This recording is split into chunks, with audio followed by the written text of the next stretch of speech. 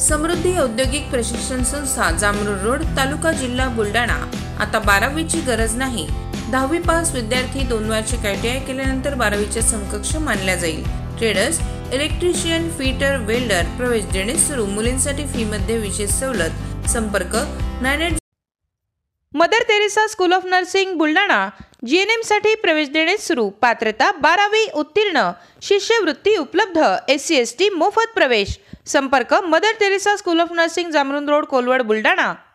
शिवसाईद्वारे शक्य engineer, pharmacist, agriculture officer, BSc nursing होण्याचं स्वप्न।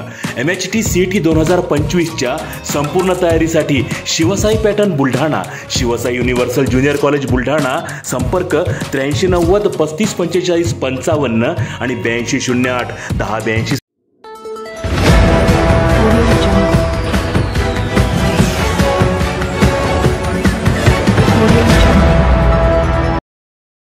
पंधरा जुलैपासून NHM कर्मचाऱ्यांचा बेमुदत संपाचा इशारा। NHM कर्मचाऱ्यांचे जिल्हा परिषदेसमोर 1 दिवसीय लाक्षणिक आंदोलन।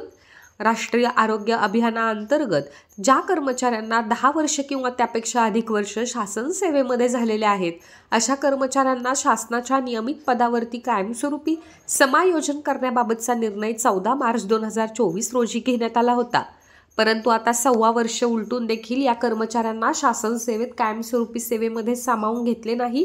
लवकरात लवकर या कर्मचाऱ्यांना शासनाच्या नियमित पदावर समायोजन करावे यांसह इतर मागण्यांसाठी जिल्हा एकत्रीकरण समितीच्या वतीने बुलढाणा जिल्हा परिषदेसमोर 1 दिवसीय लाक्षणिक आंदोलन करण्यात आले।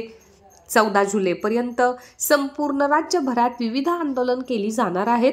तरी देखील मागण्या मंजूर न झाल्यास 15 जुलैपासून मुंबई आझाद मैदानावरती आंदोलन करून राज्यातील सर्व कर्मचारी बेमुदत संप पुकारणार असल्याचा इशारा देण्यात आला आहे। राष्ट्रीय आरोग्य अभियानाच्या ज्या काही सर्व संघटना आहेत ते एकत्रित होऊन आणि राष्ट्रीय आरोग्य अभियान एकत्रीकरण समितीच्या वतीने महाराष्ट्रभर आंदोलन करण्यासाठी 14 दिवसाचा कृती आराखडा तयार केला असून आज 1 दिवसाचं लाक्षणिक आंदोलन जिल्हा परिषद बुलढाणा समोर करण्यात आलं आहे। यामध्ये पगारवाढ, त्यानंतर EPF बाबत ज्या काही समस्या आहेत त्यानंतर कर्मचाऱ्यांच्या इतर समस्या असं या निवेदनामध्ये आपण नमूद केलेलं आहे।